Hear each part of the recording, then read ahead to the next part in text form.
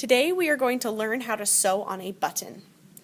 To start out, I'm going to show you different types of buttons that you can sew on. These are just the standard button. There are 2 holes in some and 4 holes in the other. There's really no difference. The next kind of button that you can sew on is it's a specialty button, and you just sew it on through. There's a little hole right in there. Next, there is something called a shank button. If you look on the bottom of this, there is a little piece of plastic coming off. That is called the shank, and you just sew it through that hole. This is the top of the button. For today's demonstration, I'm going to show you with a giant button so that you can see what I'm doing easily. I have already threaded my needle. When you thread a needle to sew a button, you need to make sure that there are 2 strands. So you start with 1 strand and then fold it in half. So I have matched up the ends. Once they're matched up, again, I have already showed you this, but you wrap this around your pointer finger and twist it together so you are tying your 2 ends together. By having double thread, it strengthens the button so that it is less likely to fall off. Next, you take your fabric and you take a stitch. When you take a stitch, it is basically making a stitch. This is the right side of the fabric on the top of the garment. Once you've stuck that on there, you just stick the needle through the hole and set the needle onto the fabric. The reason why you put the knot on the front is because now it is hiding underneath the button and no one will ever see it. The next thing that you do is you stick your needle down through both layers of fabric, go all the way to the back.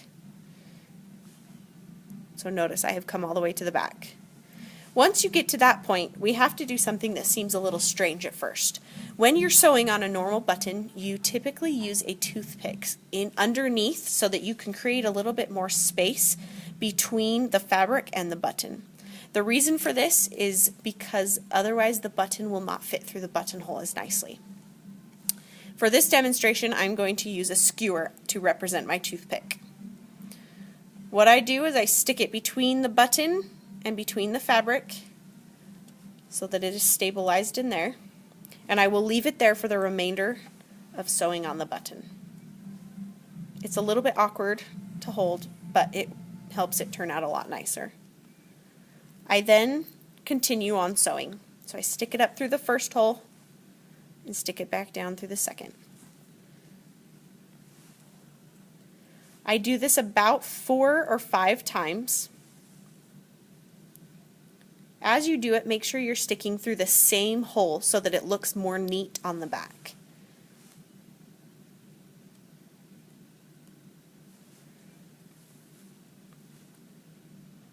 Once I have gone through about 4 or 5 times, now I will transfer to the other hole. And again, try to stick it through the same location the entire time, and it will look so much nicer on the back. So about 4 or 5 times, go up and back all the way through all the layers of fabric. Make sure to not pull super fast and check for knots on the back. You don't want any knots back there. Okay, last time. Okay, once you have gone through 4 or 5 times in both holes, you can now pull your toothpick out. Then you bring your needle up through from the back of the fabric in between the button and the fabric.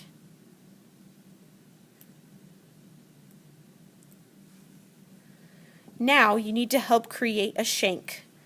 Just like on the buttons at the first, instead of having plastic, you will now create a thread shank so that it will easily slide through a buttonhole.